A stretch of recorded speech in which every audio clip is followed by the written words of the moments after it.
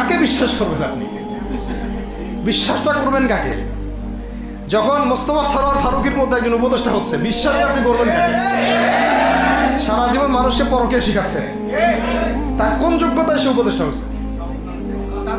আচ্ছা, একটা কাজ করেন, এটা উপদেষ্টা করার জন্য একটা পরীক্ষা নেন না, দেখি বিসিএস এর মতো, দেখেন না এটা পাশ করে কিনা।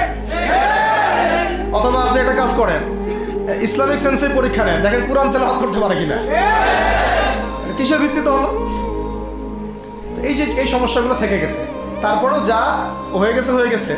এখন আমাদের যেটা কথা সেটা হচ্ছে, আমরা তো আর কোনো বিদ্রোহে যেতে চাই না, আমরা যে শান্তিপূর্ণভাবে ইসলাম প্রতিষ্ঠা করতে।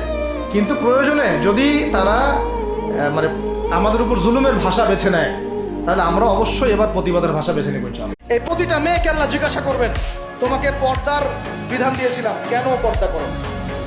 প্রত্যেক মুসলিমকে আল্লাহ জিজ্ঞাসা করবেন, 5 ওয়াক্ত নামাজ ফরজ করেছিলাম, নামাজ পড়ো নাই, ঠিক মতো পড়েছো কিনা?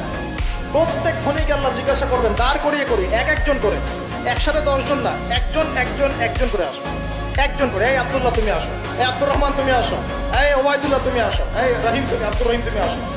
একজন করে আল্লাহ ডাকবেন, বলো তোমাকে ধন দিয়েছিলাম, কি করেছো? বলো তোমাকে ইলম দিয়েছিলাম, হক আদায় করেছো কিনা? বলো তোমাকে ক্ষমতা দিয়েছিলাম, কি করেছো? আমি জানি না কিভাবে ওয়াজ নসিহত করলে মানুষের কলিজার মধ্যে ঢুকতে পারে, আমার জানা নাই। আমি সহ প্রতি ব্যক্তি এই বিচারের সম্মুখীন হবেই হবে ইনশাআল্লাহ। আল্লাহ পাক আমাদের সবার জন্য বিচারটা সহজ করুন।